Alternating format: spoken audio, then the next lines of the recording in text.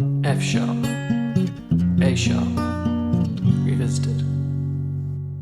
Hello, everyone, and welcome to F Sharp A Sharp Revisited, the music review podcast where we have a chat about what's been going on in music and we let you know what we think. I am Joe, the music critic supervillain, and with me is the upstanding citizen Nick. Ayo. Heyo! So, Nick, what's the first thing we're going to be talking about today? We're going to be talking about Black Midi, which is where you get billions of notes and you put it into a MIDI sequencer and play things like Beethoven, but make it sound really big and aggressive and weird. I've just been Yeah, informed that we're not talking about that. We're talking about the band Black Midi, with I believe, their debut album, Schlagenheim. Schlagenheim. What do you Schlagenheim. think Schlagenheim means? It means... Oh, my phone is going off. Well, you should have turned your phone off, Joe, before we started Who's recording. calling me? I'm not even going to stop the recording. I'm going to let this live in infamy. Who from London? This is not going to get edited out of the podcast. I'm not answering this. Why? I don't answer numbers I don't recognise from London. They're going to talk to me about car insurance or some dumb. Maybe it's Black Midi calling. Maybe you mispronounced the album name and now they're angry at you. Okay, well, I'm going to actually turn off my phone. Like, who calls? It's a Sunday. Who from London is calling me on a Sunday? Black Midi went to art school together in London. Just saying. Oh, okay.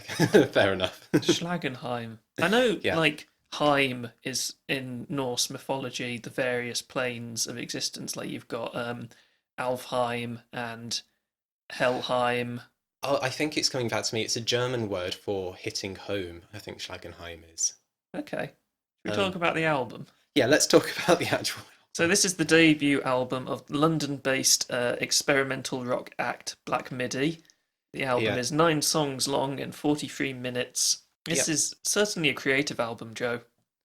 Creative in some areas, a little lacking in creativity in others is my take on the album. Because I think while I do like this album, I think this is an album by a band showing a lot of potential that isn't always meeting it.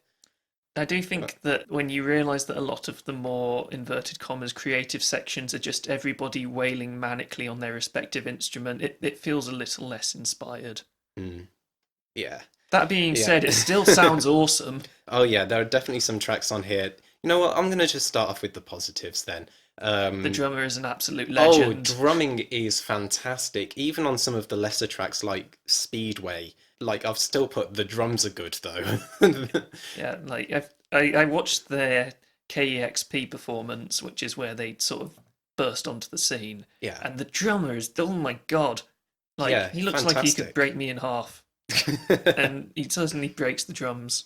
Yeah, there's so much good drumming and interesting percussion as well. I noted on the penultimate track years ago, interesting use of percussion. There's a lot of different sounds being woven into the I think years percussive ago, mix. certainly got some of the most aggressive percussion on the album as well. Yeah. In fact, everything on that song is pretty aggressive, especially the vocals. I think on that track, especially, just pierce your soul. What do you think of the vocalist? The vocalist overall I like.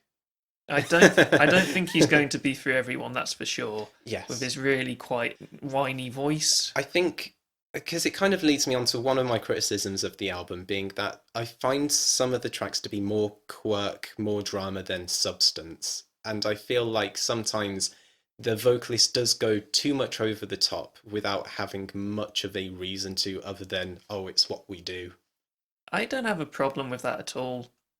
I think if they've found that quirk and they want to do it as much as possible, it's fine by me. I have decided that I love the vocalist on the album. I love his quirky singing style. I love his lyrics. I love the way he performs on every song.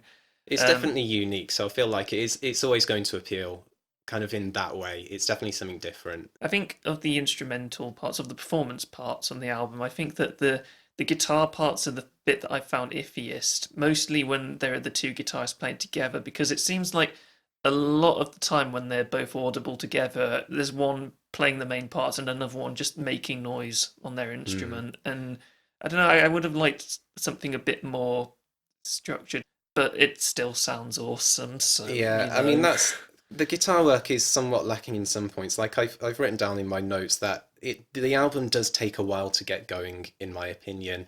The opening track I thought was pretty weak in the riffs. Like there's a bit towards the end where I can't even remember how the riff goes, but it's incredibly boring, and I'm just like, are you just going to play this riff as hard as possible and just not actually do anything interesting with it? And I I do find that way with some of the riffs. They're very simple, often just repeated over and over and over again without any real development of them, which I found unfortunate. I found that particularly the case, like I said, in the opening track 953 and the closing track Ductor.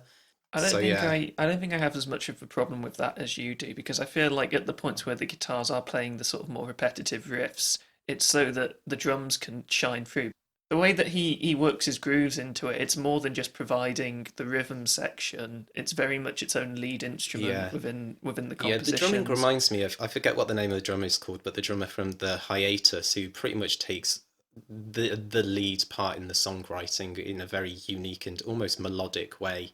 So I mean, I do agree that the drums are great and they do a great lead in the songwriting, but some of the guitar work. You know what? I want to talk about my favorite tracks because I'm saying too many negative things at the moment. I think my first favorite track was Near DT MI, That's a good track. I think and it's a very, very unsettling track. yeah, I just because they really get the dissonance right in that track in the noisy sections, and the softer sections are so tense and it builds up Yeah, into and then shouting it chaos. just explodes and becomes incredibly vicious. And I think the chord progression just eschews what you would expect from it, and then just morphs into this really manic guitar line. Yeah, It's and a the great vocalist track. shouting, Yeah, "There's lead in the water. yeah. We're dead in the The water." vocals are very unnerving. It's very unnerving, very good. I I think like it a lot. actually near DT MI is sort of the start of where the album gets really good. I Hmm. think the first three tracks or so, I like them, but it's from that point onwards that I think the album really hits its stride. Because then you've got Western after that, which is another one of my favourite tracks. Even though it's probably the most mellow track on the album, but okay, maybe Hmm. mellow isn't the best word because nothing on Because this album is very well, mellow. it starts off mellow. It gets very Yeah, trippy yeah, through the lyrics and this wonderful drum pattern. and the Um, bass line 4 minutes in the is bass part halfway fantastic. through as it Is takes the lead great. with the drums is so good. As a song, it being the longest on the album, it's quite a well-paced song. In fact, I think the whole album is very well-paced. It never feels like it's dragging. It never felt like it was going too quickly. It was just perfect length for me. Hmm. I probably disagree on there. I do think there are parts where they stay on one idea and repeat it a little bit too much. I actually found that on the first half of Western because it does take about 4 minutes for it to get to the like intense section with the bass line. And then I'm like, yes, this is great. But until then, I do find it a bit lagging, Well, I'm guessing in that personally. case that my favourite track on the album is one you didn't care so much for. Which is? BM BM Oh no, BM. that's my other favorite track Okay, because that that's actually nails the atmosphere. that might I just haven't felt so engaged with a track that I've heard this year as I have with that one. It's so very simple in its composition to begin with, but so effectively Hmm. handled. Well, I think it's the atmosphere that they nail that makes it so compelling because it is in itself quite repetitive. The themes are simple, and I do think I could mark it under the quirk over substance kind of rule as some of the other tracks do. But this one, it nails the atmosphere, it nails the performance, it nails the momentum of the piece as well. And so because of that, it just becomes so engaging. Yeah, It's great. the vocals on that track so great. Moves with a purpose. It's such a purpose. What a magnificent purpose! It's It's funny, great, and yeah. then you've got that backing high frequency vocal sample that's played through the pickups of the guitar, with these sounds of like, it just sounds like a woman very distressed, and it's Mm, so eerie to listen to. And then it goes from quite a restrained sort of like very repetitive, simple guitar line, and then just takes that guitar line and just distorts it to all hell for yeah, the final minutes of yeah, the track, and you just want to bang your head to it. It's it is yeah. It's brilliant. very good. And then we've already mentioned years ago, but that's another one of my favourite tracks on the album. It being probably the most unhinged that they get, Yeah. and the drums on it, Joe, the The drums. drums are great, yeah. And and it ends with the funniest moment in music I've heard all year, as the whole band falls down a mine shaft. Oh, I forgot to mention one of the the song Reggae has one of the funniest lyrics of the year in my opinion. My shirt is so unironed it could be a mountain range. And I struggle thinking, wait, is that a bad lyric or a great lyric? And I don't know, it's somewhere in between. And I It's think just fun.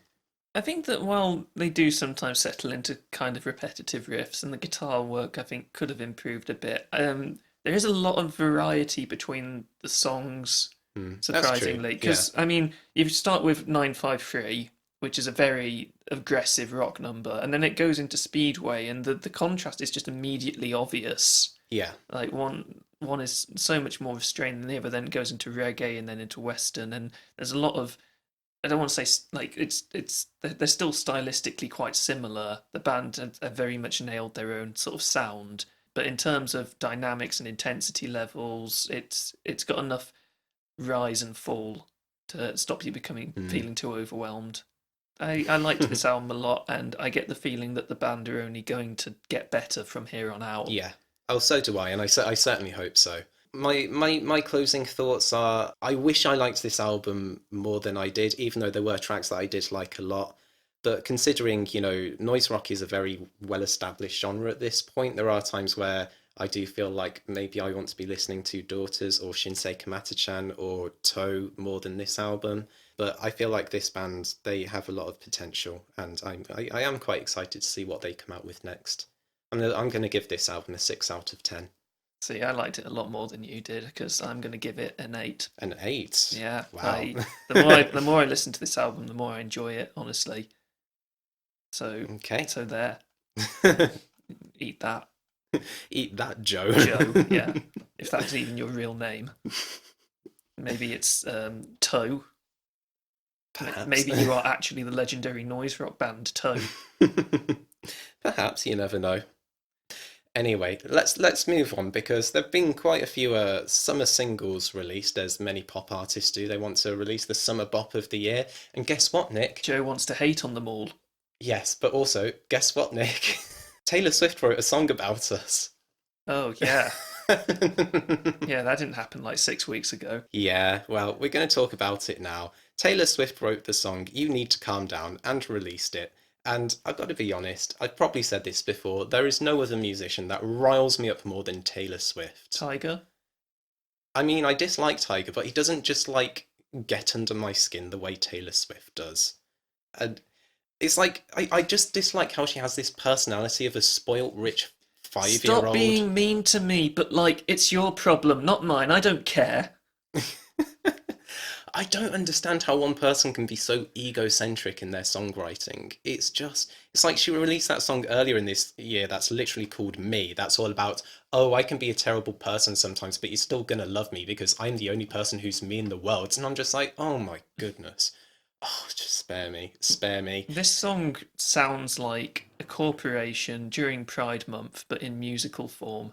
Yeah, it's so shallow and vapid. You've got this very simple beat. You've got this hook that rips off Royals by Lord, but 6 years later.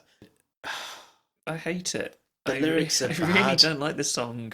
At least on Reputation, and this is like the faintest praise I'm ever going to give the album, it felt like she was trying to do something slightly different with her persona. She Yeah. failed massively in doing that. Yep. Oh, the old Taylor's dead. She can't come to the phone. I can't That even remember if those were the lines. that was the part of the music video of Look What He Made Me Do, and that Yeah. made me laugh so much. But here Yeah. it's like she's just trying to It's very safe. she's trying to cater to the LGBT audience, definitely in the second verse, and it feels so It's a tacked on. Well, it does. It feels like such a weirdly placed line because the line is, because Shay's never made anybody less gay. But the thing is, when you actually look into the line, she's actually not actually saying anything No. by saying that. I don't know. Well, actually, I do know. I do know. I hate this song. It's vapid, bubblegummy nonsense. I'm gonna give this song a 1 out of 10 because Taylor Swift and Katy Perry had a feud, and that reminds me of Katy Perry's last album, which I hated. Yeah, fair enough. I tend not to give single songs ratings, but I'm just going to give this a bad out of 10. Let's talk about Little Mix, as they had a song as well. Little Mix. Okay, I just wanted to talk about this song because I have not heard a song more. Well, actually, stripper name, but like this song is so damn annoying. It just sounds like every other Little Mix song but with a larger emphasis on percussion. It But the makes me because wonder, but do their hands hurt from clapping that much? Because it doesn't stop throughout the entire song. it's so annoying as well. The kind of remix sounds that they work into the beat is just so obnoxious. Yeah. I hate it. I That hate listening to it. that trumpet section in the bridge is just so laughably mixed in. It just sounds so incredibly out of place. Yeah, and I hate the hooks as well. It starts off with this steady, are you ready? Are you ready? And it's just immediately I've got a headache. Yeah, they try and overlay so many vocals into their songs, and half Yeah. the time it just comes off just so messily. Yeah, and they're not even harmonized well at all. I'm not getting any nice, rich, they're a girl group, make the most of having four members. But they don't do that apart from when they layered the one hook on top of the one bad hook on top of another bad hook in Yeah. the second half of the choruses. I'm going to give this song a 1 out of 10 because they are females singing a song, and that reminds me of Katy Perry, who is also a female, and I hated her last album. Okay, well, yeah, I'm gonna give this an egregious out of 10. This bounce back by Little Mix is definitely going on to my worst tracks of the year. No question Hey about Joe, it. who are we talking about next? I've forgotten. Katy Perry. Ah! Ah! No! Like a dagger through the heart. How could you do this to me, Joe? See, I actually didn't mind this song. I mean, I have put that the song is pretty tolerable, to be fair, but the vocals in the chorus are just so damn silly. But that's kind of, Like, we should say the name of the song. It's Never Really Over. But I actually found the chorus quite catchy and I find myself singing along to it, like, I quite a lot. I just found the song to be kind of standard. The percussion at least Yeah. tries something different, but the beats are a bit eh. I agree that it's very It's standard, but then I'm just like, it's just because it's over doesn't mean it's really over, and if you think it's over, that means it's be coming yeah, over again. it's all right. I mean, yeah, I do hate it. 1 out of 10. It reminds me of Katy Perry's last album. I'm gonna give Never Really Over a it's all right out of 10. Let's talk about Miley Cyrus. Okay Her then. new track "Mother's Daughter" off of her new EP. I mean, this isn't like great praise, but it's probably the best Miley Cyrus song that she's done. Well, because she's Miley Cyrus. I mean, she might not write her songs. I didn't check. I mean, it's definitely one of the better songs off of the new EP, which I think I gave a 3 out of 10. Yeah, The beat isn't dreadful, but it's just a bit lacking. More could have been done with it. I think the synths work well, like that are embedded within the track. The vocal line is I mean, as much as I'm not a fan of Miley Cyrus, I think she can do some quite impressive vocal work at Mm. time, and that's just not really present on this track. Mm. Yeah, I think that's fair. I think of the songs we've mentioned so far, I think this is probably the one I've liked most. Yeah. But however, it ends with her saying "swish swish," which makes me think of Katy Perry's last album, so it gets 1 out of 10. Fair enough. This song does have a political message, which is kind of hammered in, but other than that, I think it's a pretty fine pop song. I think this is an all right out of 10, which is a little bit better than Katy Perry's all right out of 10. Well, So, yeah, we've got two Ed Sheeran tracks to talk about because yesterday, 2 days ago, in fact, he hmm. released his collaborations album. We listened through it together. It's awful. Oh my Do goodness. not listen to it. Like most of the songs, how many songs were on there? 15. 16, 15? Like 13 of the songs pretty much sounded the same to me. Yeah, there's the only ones I remember from it are is it the final two tracks, the one with Skrillex on, which has the most incredibly laughable Oh, drop of yeah. anything ever. Oh my god, I it's would so have I would tame. have respected that track more if it just went into like traditional bro step, like honestly, but it had this most laughable weak drop that could have worked if the songwriting was beautiful, if the drop itself was more beautiful and it could have been like a very nice touching moment, but it just feels so Yeah, and then underwhelming. you've got the final track, which has got Chris Stapleton on, and it's Ed Sheeran attempting to do cock rock. Oh yeah. Oh yeah, that was really bad. That reminded me of Harry Styles' attempt Yeah. at Anyway, we're not uh going to talk about either of those songs. yeah. We're going to be talking about the two that were released as singles. So first of all, you've got Ed Sheeran and Justine Bieber with "I Don't Care." Yeah. I mean, are there actually two people singing on this track? No. Like, I they mean, well, don't. yes, but no. There are no harmonies. Yeah, it's just as boring as it can get. It's like putting a rice cake on top of another rice cake and Yeah. imagining it to be a better rice cake because there's more of it. But in Yeah. reality, no, it just hurts your mouth to eat it. Yeah, and the song itself is just dull. It's Yeah, just it's how did it? It was like number one for like quite a few weeks in a row, and I'm just thinking yeah, why? but then Old Town Road came.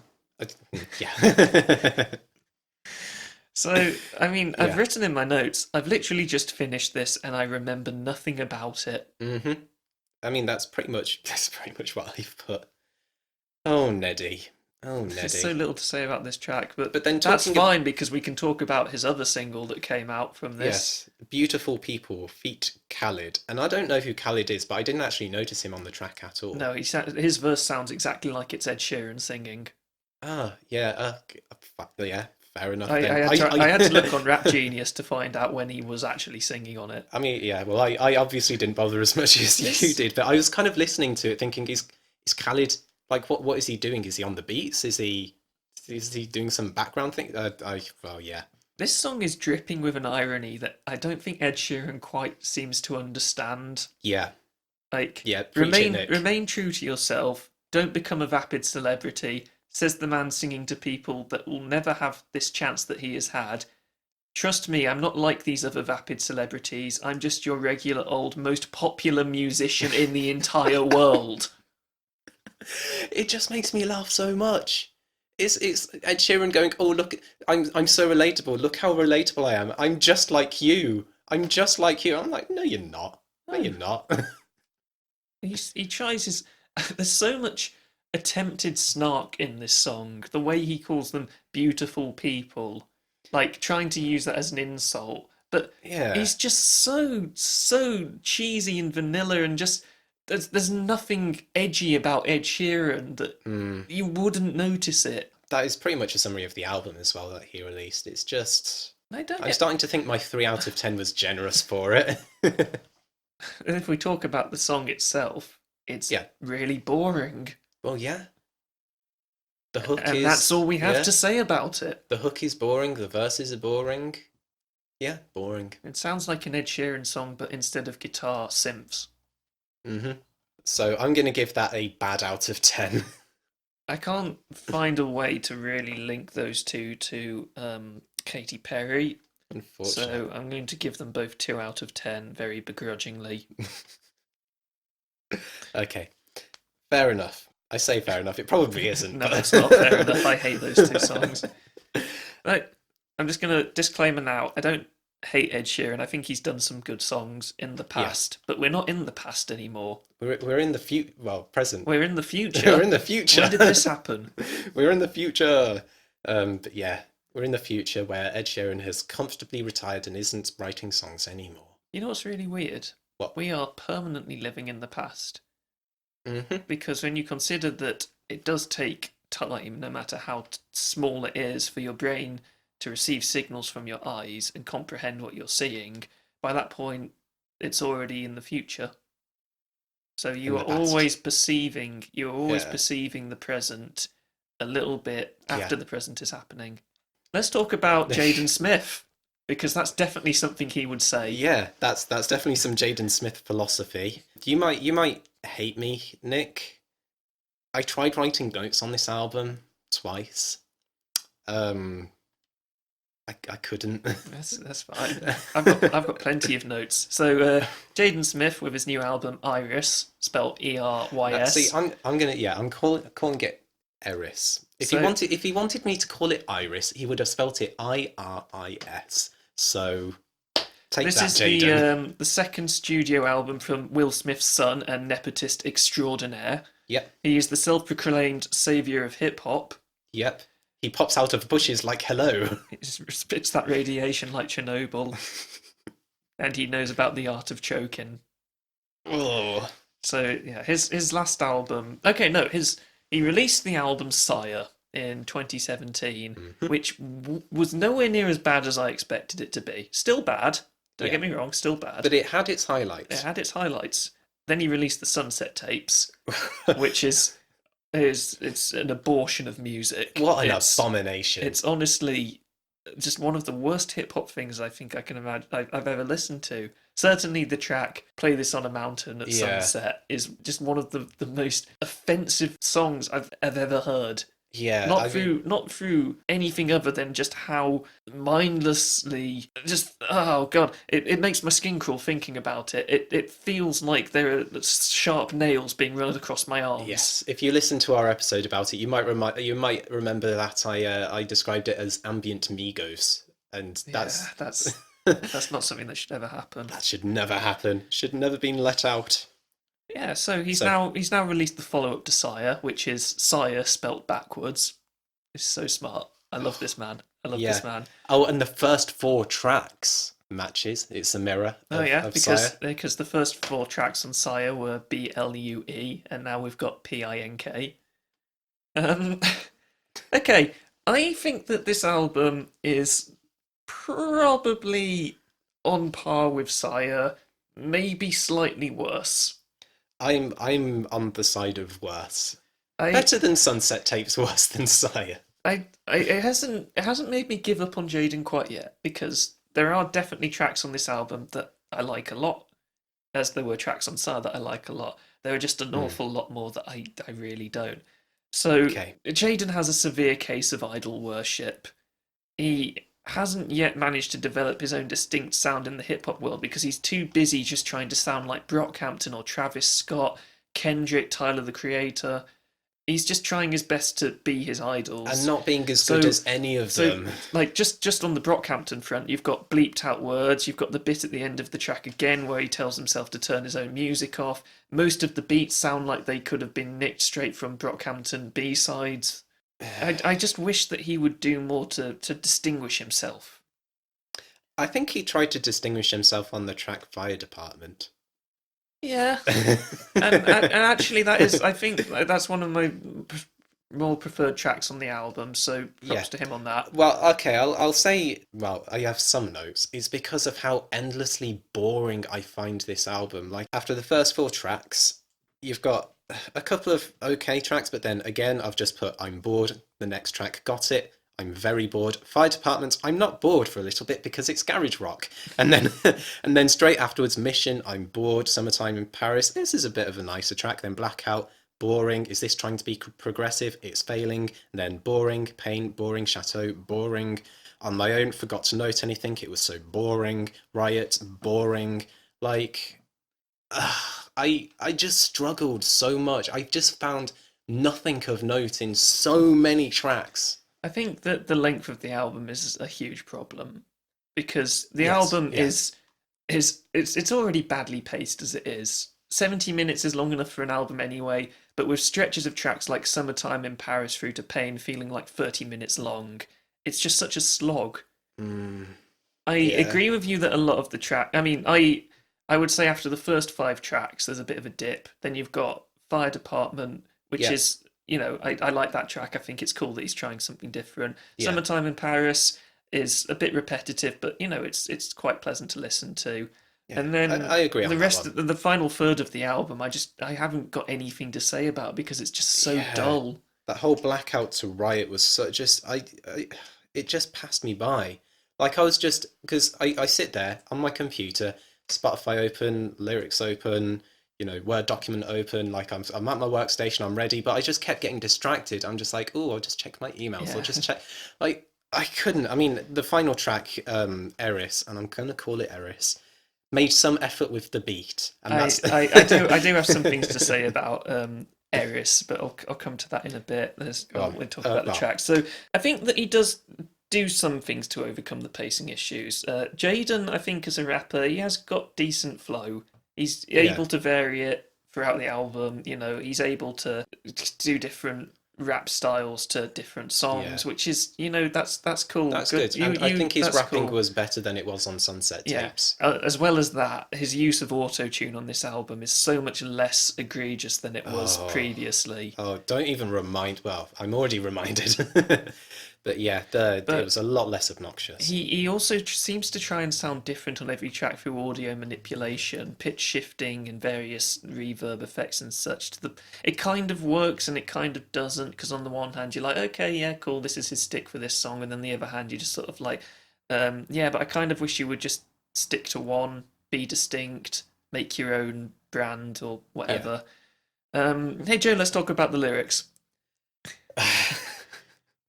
So the album apparently has a concept. The album is apparently about a young man living in dystopian LA, overrun by kid gangs, and he is trying to take over and rule it. I've got a quote from a Rolling Stone interview where he discusses who ERYS is. uh, Pink for ERYS is really everything. All he really has is pink. He finds this new substance, this thing it's called vision, and he puts it in these pink packs and he gives it to everyone. And when they take it, they start becoming his minions pretty much, do whatever he wants, in like a zombie soldier type of way. That's what pink is for ERYS. Pink for him is control. Pink for him is power. He is pink. Everything is pink for him. That's why everything on him is pink. Hair's pink, car's pink. Everything is pink. So I looked through the lyrics on this album. That sort of works for the first four tracks, which are called Pink, and maybe the final track, ERYS, a bit. Otherwise, I think it's kind of an interesting concept. It's just not present on 90% of the Yeah. album. And the way he writes his raps anyway are so mindless and faux edgy that it's so mind numbing you just don't get this concept anyway. Yeah. And it's just these. Oh, he's got his fair share of dumb lyrics on this album as well. Probably not as many as on Sire, but it's what you expect considering Jaden's past work and his repertoire of tweets. Yeah. So they saw my drip and had a wet dream. That's a hell of a fetish. Night sky, let's go get it. Tell him I only eat lettuce. That was so funny. From K. Yeah. Yeah. Look, tell them boys I'm coming for they head top. They talk a lot, just wait until my set drop. I truly cannot wait to hear your next flop. Be careful, this is not your Xbox. It feels like Tetris parking the whip. Man, life's so dark when the windows tint. I'm on your girl, shooting service at her Netflix. Doctor called me, said I need a new assessment. I will never be a XL freshman. Man, they look at me and know that I'm the freshest.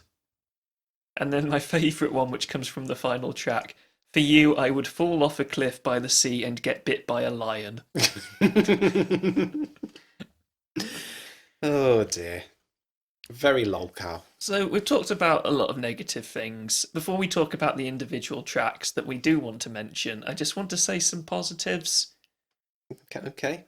There is a surprisingly large amount of the album that I do enjoy. I've mentioned Pink. The track Noise, I think, is actually a great banger. Fire Department tries something new. Summertime in Paris is quite nice. And then at the end of ERYS, it brings back the track Sire from his previous album Sire, which I really loved the instrumentation on that. As well as that, the production is great. I mean, I can't really fault the production, even if it is brought entirely with Will Smith's money. The production, though, to me, that doesn't mean a thing unless the compositions are interesting, which by and large they're not. So, And also, the guest spots on the album I think are pretty well handled, and sometimes they actually do enhance the song, like Taylor's verse on Taylor's. Oh God, not Taylor. Tyler's verse on Noise I think is great. And I, at the end of the day, I would still prefer to listen to an album that tries to be adventurous and fails than takes no risks and is dull. yeah.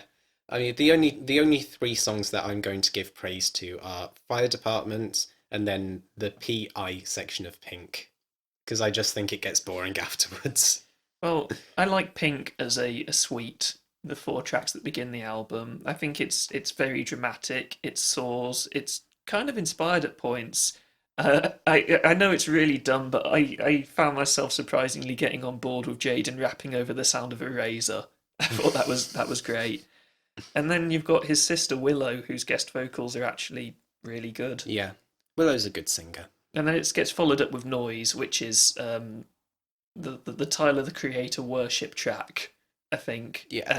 And Tyler's verse is great on that, and it doesn't let up the momentum of the first few tracks. But the final track ERYS. There's a bit halfway through where there's a sample of two guys talking to each other, and one of them says, "Did you hear about your boy ERYS? He got captured last night. But hey, who's that floating in the mountains?" And then there's this sound of Jaden in his sire persona just descending to this heavenly chorus as he raps, and it's so dumb. It's so dumb. It's so funny. Oh dear. Oh dear. The first and second acts of the song are either bore me silly or are just too stupid to comprehend. But I do like the final 2 minutes of the track, which brings back the lovely ambience from Sire's closing track. So at least the album ends well. Okay, have I made up for the amount of notes you didn't have? I think so. I'm going to put a pin in it and say strong 2 to light 3 out of 10. I'm going to give this a 4 out of 10. Okay. I don't want Jaden to just drop that one album that makes us forgive him. I think we put him in the gulag, didn't we? I don't. I think you stopped him from going in the gulag I don't think because of he's Sire. Yeah, I don't think he's quite earned his place in the gulag. But if he releases another album where he plateaus like this, I think he definitely goes in the gulag. I think so. I can't. Yeah. I'm finding it hard to forgive him for me sing this on a mountain. Listen to, just fuck off, Jaden. Okay, I mean let's talk about something drastically different then. Drastically different. Let's talk about the new Kishi Bashi album. Kishi Bashi Omoiyari. So this is the fourth album from American folk pop artist Kishi Bashi. It's a concept album about Japanese internment camps during World War II in America. That totally changed the way I listened to this album when I found that out. 10 songs, 43 minutes long. I feel like you're probably going to have quite a few things to say about this album, so I'll let you start. Quite a few things to say. Okay, well the first thing that strikes me is Kishi Bashi's use of melody first, texture second is lovely throughout a lot of the songs on the album. He has just a pleasant way of phrasing everything in his melodies. The musical palette on this album is excessively rich. Yeah, and I kind of get one of the things I do like about this album is the first half is very summery, and then the second half is very autumnal, and it just transitions really nicely kind of towards the middle section of the album, and it just has this really nice flow to it. And I think that another thing that's great about the album is just how it sounds so exceedingly romantic. It's especially aided by Ishibashi's sublime vocal work. His head voice and falsetto makes for some of my favourite moments on the album, like opening track, Penny Rabbit and Summer Bear, my favourite from the first section of the album. My favourite from the album in all. Fair enough. It has this beautiful, bright, springy, summery guitar pattern, and his falsetto towards the end where he sings Summer Bear. I would sing it how he does, but I can't. It's just so gorgeous. Would try, but I don't want to dishonour the man. But it's so gorgeous. I have gotten into this sort of routine of when I leave work and I start walking home, I will put this track on and just start singing along to it. Yeah, it's just so lovely, and the whole track is very serene and pastoral. The whole album has this very kind of pastoral feel to it. You do get this imagery of being out in the countryside, I think, more than anything. Which kind of works with the theme and the concept. It does. There's a lot of classical instrumentation as well, which does transport you a little bit back in time. I think that's part of why I'll be putting it on when I walk home, because my office is on the very edge of the city, pretty much in the countryside. Yeah. So I'm walking past fields on my way home. Yeah. The sun shining in the summer. And sing about Penny Rabbit and Summer Bear. Yeah. Oh, it's a lovely track. And then, I mean, the vocal work is pretty great throughout. It's really not just the vocal work though. I think it's the lyrics that go along with it. Oh, the lyrics for the most part I've got fantastic, some written down. We pledged to send a photograph of every frame of every laugh we meant to have. I think is lovely. The first day that I met you, I wrote down in my book, I am in love with you. Oh, from Summer of 42. That's such a great moment. And in fact, again, from Summer of 42, just the verse, the days have gone asunder, the chaos of the war made men of everybody, but our memories I adore. We named our favourite sunset, but I remember very few. The summer of 42, when I was in love with you. Okay, can I just say, Song of the Year alert. It's just, I love Summer of 42 so much. Everything about that track to me is wonderful, from the the string arrangements that's grand and soaring and romantic, to the melodies, his I falsetto, I the have way it something soars. I have something to ask you about that song, but I'll leave that to later on. I've just got a few more lyrics to read out. Okay, go on. Yeah. So, from F. Delano, which is a far more sinister song than I expected it to be, coming from how Mm. it's probably the most upbeat song on the album. We've got named of the leader who favoured a nation after his own. Into the desert, he pushed all the nips, he wasn't alone. Speech with a fury, sentence with no plan ahead of you, without a heart, no winning hand for any man or child, F. Delano. Which is about an internment camp that was named after Roosevelt. And Mm. then I found that I was like, oh, okay, that's And he's that kind such a of stuff. contrast to the Yeah, bright sunny da da da da da da da. yeah. Yeah. I've got even more lyrics. There's just so many of them that I love. On the shore, Penny Rabbit emerged from the sea. His fur was ripped from his journey. Summer Bear, I've come for thee. It's so It's cute. lovely. Penny Rabbit, Summer Bear, a fairy tale, a perfect pair, none in memory could compare. Oh. The thing is, you may notice that a lot of the lyrics I've picked out and the choice of praise has been about the first half of the album for me.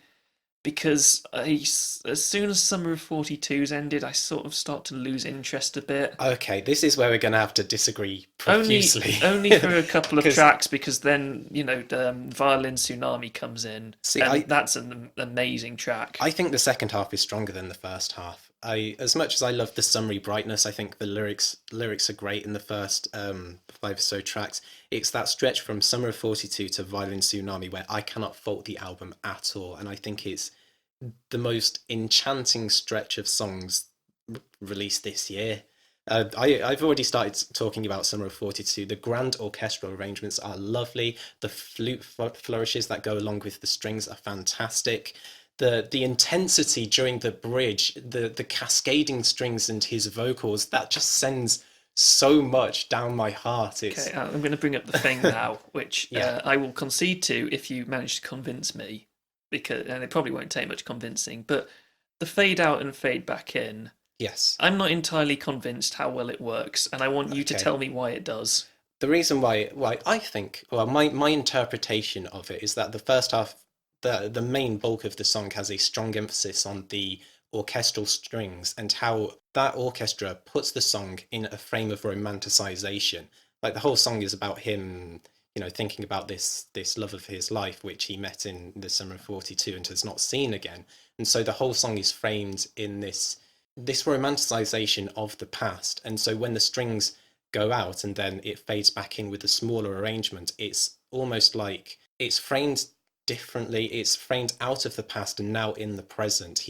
It's transporting us, the listener, from the past to the present in a more smaller arrangement, probably something he would perform live with, as a way of signaling, well, yes, this is still how I feel about this love of my life.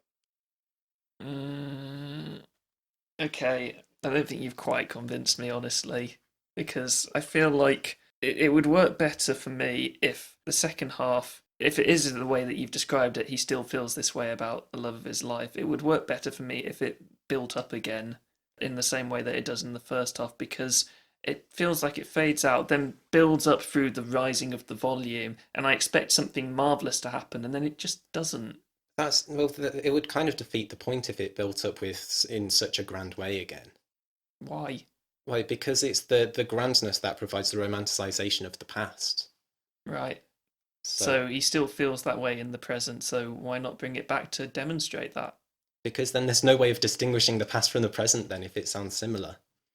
I don't think that there's enough through the lyrics in the second half of the track when it comes back in, and the instrumentation, the composition being more muted to really warrant it being there. I think I would have preferred it to Well, just the fade out and stay instrumentation, faded I out. would say the instrumentation is still nice because you get more of a It's perfectly pleasant. It would be fine by its own. I just think coming from how ridiculously good the first half of the track is, I just think I wish it had stayed there.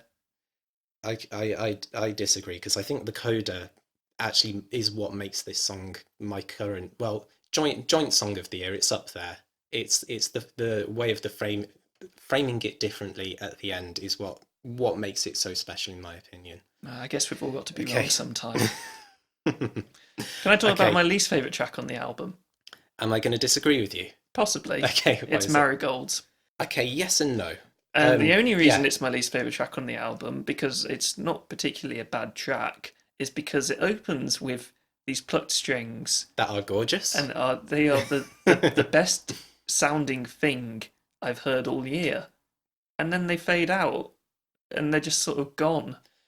Like you can hear them They're very exceptionally faint. faintly in the They're very background, and faint. I hate that. I hate how Mm. you can take something so beautiful and tease us with it, and then they're just gone. Yeah, that's my reservation with Marigold because I think the bulk of the song is pretty, it's fine, it's pretty good. That's the thing. Like But if they hadn't had the strings at the yeah, beginning, I would be fine with the song. yeah, It's just such a letdown, and I I spend the rest of the song thinking about how much I wish they were there. yeah, I wish that they made better. He made better use of that wonderful string arrangement. So I do agree with you on that one. Do I have a least favorite song? I do have that reservation with Marigolds, but I wouldn't say it's like I don't think there are any bad songs I don't think the per songs are se. particularly bad. I just think that some of the songs from the first half of the album, in fact, the tracks I've got written down as my favourites are Penny Rabbit and Summer Bear, F. Delano, Angeline, and Summer of 42. Hmm. And they're all fantastic songs. And then after that, After there's that, nothing in the second half that I think appeals to me personally as much as those two do, and I find myself just sort of wanting to go back and listen to those again. So while okay, the latter half of the album, it's not bad, it's just not up to the same level for me.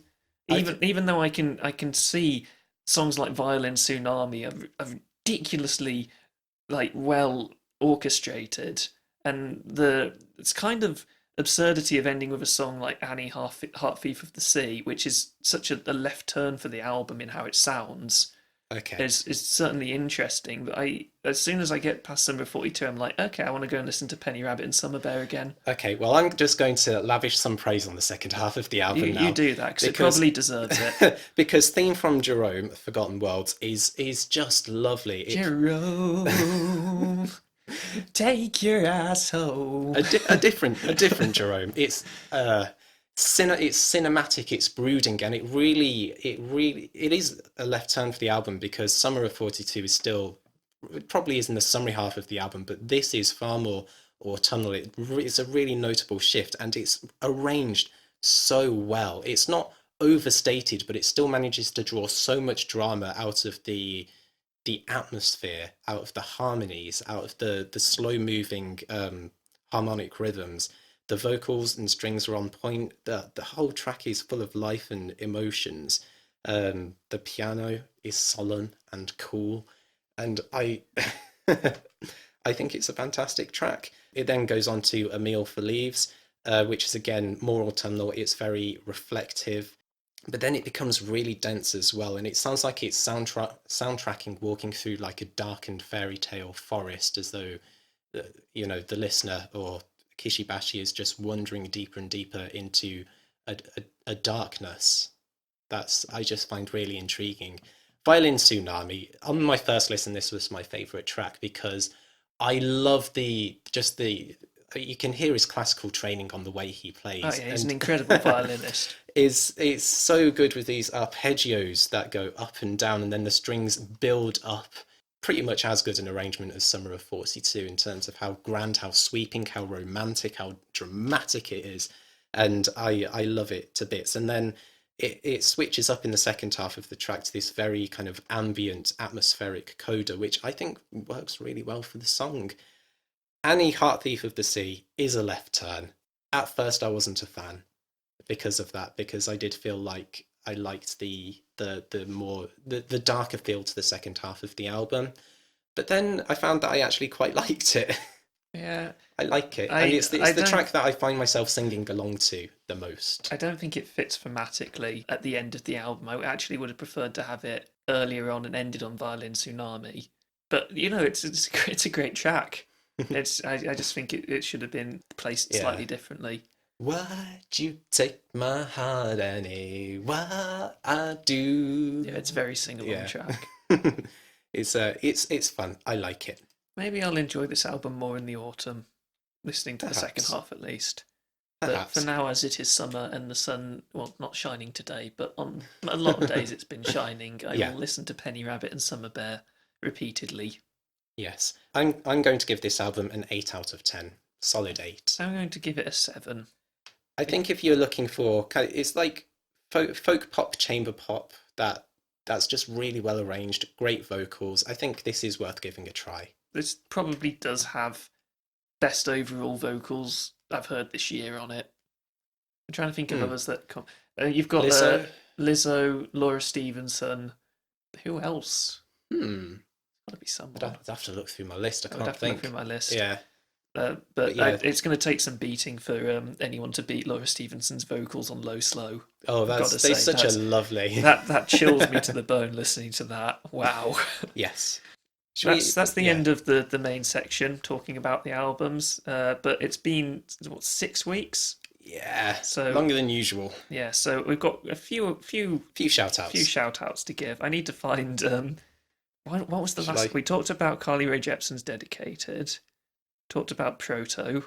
Yeah, we won't go back and talk about that because that could get ugly.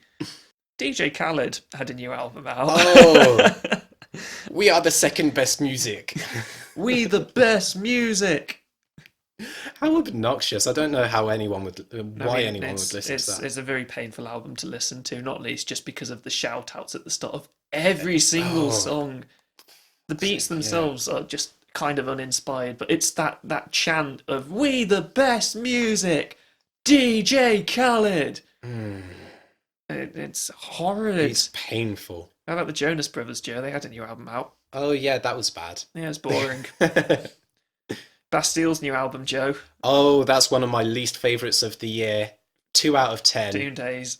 Goodness. I had a whole, just the big run of listening to terrible albums, because after that I listened to Motionless in White's new album, Disguise, which is just the most obnoxious cock metal. Oh god, it's horrible. And then I followed that up with Legendary by Tiger. Like, is this what hip hop has really become? Oh, it's yeah. Thankfully, it's a sorry state of affairs. Listen to some good ones after that. The new Tron album is quite nice. Dinosaur Pilot's new album, Celebrity Mansions, is really fun. I don't want to talk about the next thing on my list because it's Curb La Goop. Curb La Goop. No Feelings by Curb La Goop, which is a bad album. That's my first 1 out of 10 of the year. Wow. And I found out yesterday, Joe, he's got another album out already.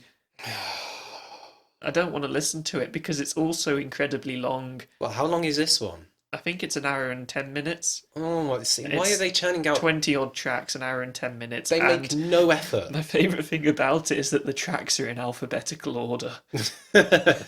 Well, you need to organise your tracks somehow. Yep. Then there was Baroness, his new album. Yes. I like that a lot, though I can concede that the awful mixing on it is truly awful.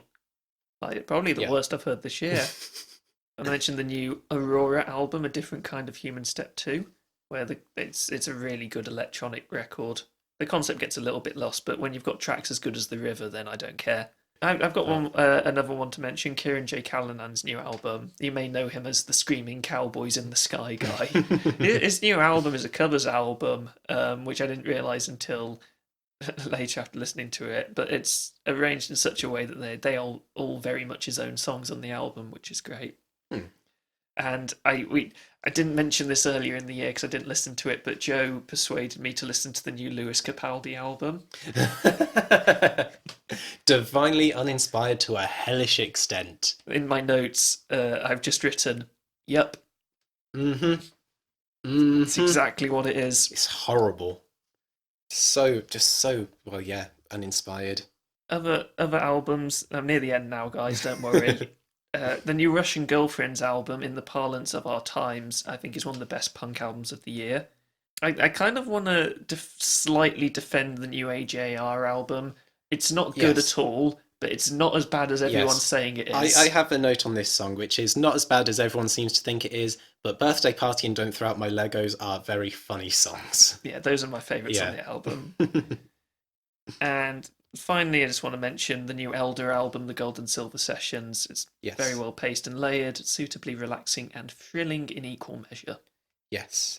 I have a few others to shout out. I listened to the new Three Teeth album, and I gave it a 3 out of 10. It's industrial rock where literally every single song sounded the same. I don't understand how you could lack so much artistic integrity that you just make the same song over and over and over and over and over again. There was more variety on Jaden's album, so yeah. New Tom York album. I gave a 4 out of 10 to, and I think it demonstrates why he needs the rest of the band to write interesting material. I gave that a 6, though I do think Dawn Chorus is one of the best songs of the year. But that is literally the only song I can remember from the album. There's just nothing. I really didn't find anything interesting about it. He needs to go back to being Tom York and the Radioheads. Yes. For reference, I am a massive Radiohead fan, so it's not just me being, dunking on Tom or anything. He just resents any second that they're not making Radiohead songs. Yeah. I find that it's just Tom York by himself. He just gets lost in his own. He needs a bit more cohesion. Like, the only solo song he's done that I actually remember and like quite a bit is Harrow Downhill. Also, Thank You Scientists.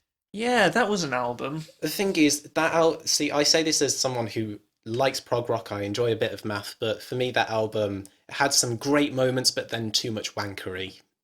So. Yeah, too much wankery is a good way of describing it. Also, oh my god, it's so long. Oh yeah. Why is it so long, Joe? They have lengthy records. They really assert their progness in their music. It's their way of asserting dominance. Yeah. Yes, we are the superior. You need a superior IQ to understand their music. Clearly. I went on a 5-mile long walk while listening to this album, and when I got back, I thought, okay, I'm on the last track now. Oh no, wait, there's still another half an album to go. Yeah, it's too much. I think I gave it a 7 out of 10 because there are some parts that are just gorgeous and like songs that are really well done, but it's whether you can take the pain of the faults of the album, I think. There's just one more album I want to mention, which is the new Jumex album, Loner, which is an emo hop album, which is only 15 minutes long. And I don't have much to say about it, except that the final track is called Billie Eilish. Oh dear. Well, I think we're at the end of our shout outs. I haven't really got anything else to listen to because there weren't really any.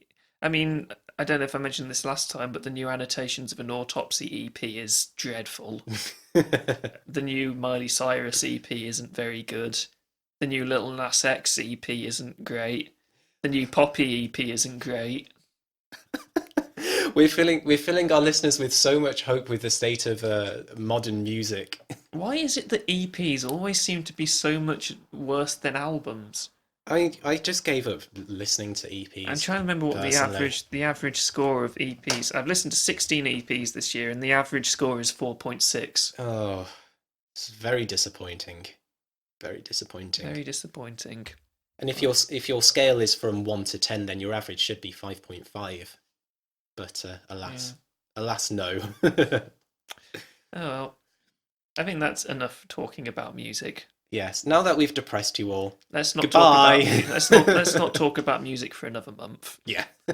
We'll see you in hopefully a month. But for now, I've been Nick. I have been Joe. And I'm very tired. Goodbye. Goodbye. F sharp. A sharp.